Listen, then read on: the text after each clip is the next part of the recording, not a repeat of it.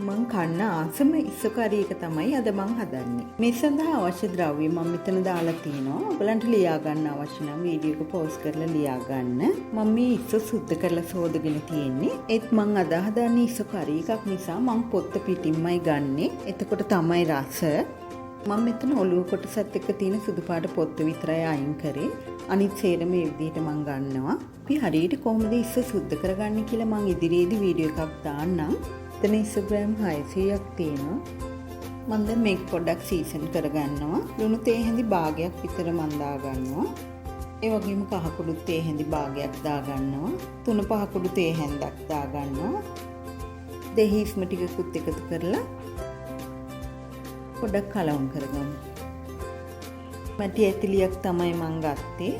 මේ විදිහට මම එළවලු තෙල් ටිකක් දා ගන්නවා. තෙල් රත් වෙනකොට මම උළුහාල්ලට කීපයක් දා ගන්නවා. ඒත් එක්කම සේර ටිකක් දා ගන්නවා. රම්පේ උනත් හොඳයි ඔයගොල්ලෝ දා ගන්නවා නම්. කුරුඳු කෑල්ලක්, කරපිංච ටිකක් මම වැඩිපුර දා ගන්නවා. මම ඉඟුරු පෙති දාගන්නේ. ඒ වගේම බීලුණු, සුදු ලුණු පොඩ්ඩක් පිහියෙන්න තලලා මම ගෙඩිය පිටින්ම තමයි දාගන්නේ. ඔක්ක පිටින් උනත් හොඳයි අන්තන් තලලා දාගන්න.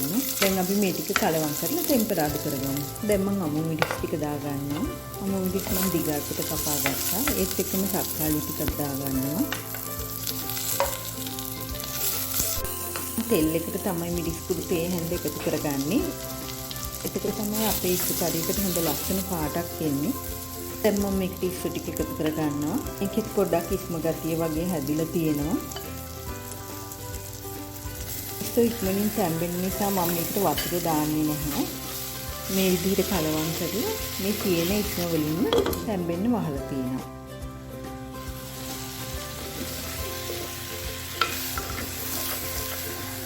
දැන් ඉස්සු තැම්බිලා තියෙන්නේ. මම දැන් මේකට පොල් කිරි ටික එකතු කරගන්නවා.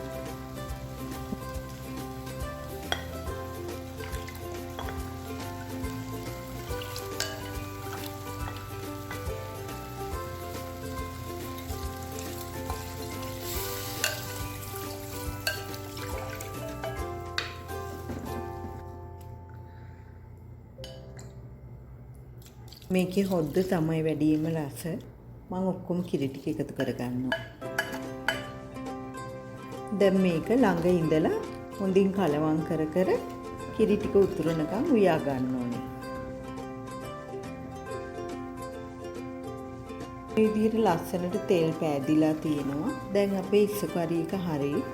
ඉතින් ඕගොල්ලොත් මේ විදිහට රසවත් ඉස්සු කරි එකක් හදලා බලන්න. අපේ ගෙදර හදන තවත් රසවත් කෑමක් අරන් මම ඉක්මනින් එන්නම්.